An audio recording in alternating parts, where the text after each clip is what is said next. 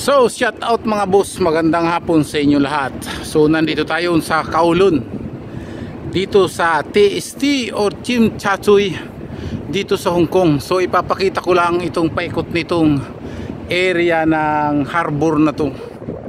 So ayan, kung nakikita nyo, una yung tatlong building na yan, kaharap itong mga dinadaungan ng mga malalaking barko na cruiser, yung Torres na barko. So dito dumadaong sa ngayon kasi wala tayong inabutan. Nandito tayo ngayon para mag-jogging. So papunta rin ang tinatakbuhan natin, balik-balik.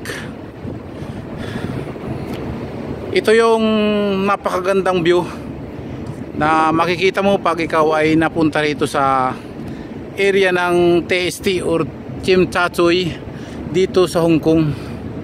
So ayan yung building na yun na mataas, yan yung sikat, nakikita natin sa internet o sa Facebook. Yan yung pinakasentro ng Central District ng Hong Kong. So ayan, yung ibang mga nakikita yung mga ferry dyan na mamasada yan, yung iba naman palabas. Itong isa na to, I'm sure palabas to ng Hong Kong. Yan, pero yung karamihan dyan na mamasada yan, tawid-tawid, punta ron sa kabila. So ito yung parang bukana nila pag palabas ka, yung dire-diretso na yan, dire-diretsuhin mo lang yan, bukana ng area dito sa harbor ng Hong Kong, sa TST nga, sa Tsim Sha Tsui. Pero malapit dito yung Macau.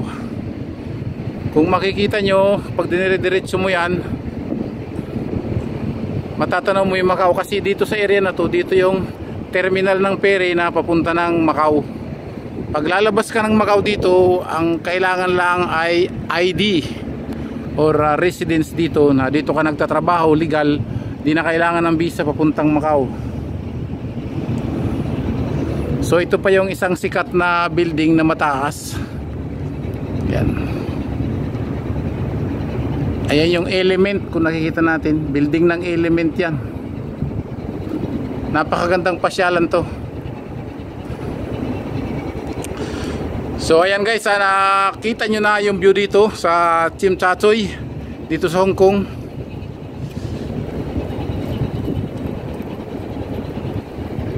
So ayan yung mga ferry na namamasada.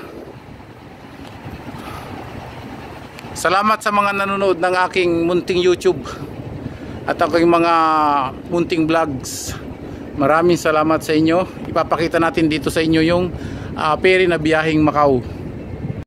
So dito sa area na to, ito yung ferry na bumibiyahe ng Macau to Hong Kong. Dito ang terminal at dito rin ang sakayan.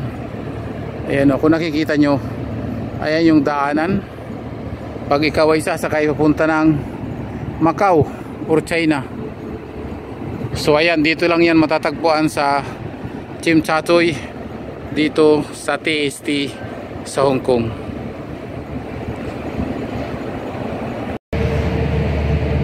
So dito sa terminal, ayan, pag dumating yung barko dyan, papasok sa bakante na yan sa gitna. Tapos yung may mga bubong na yan, dyan dumadaan yung tao.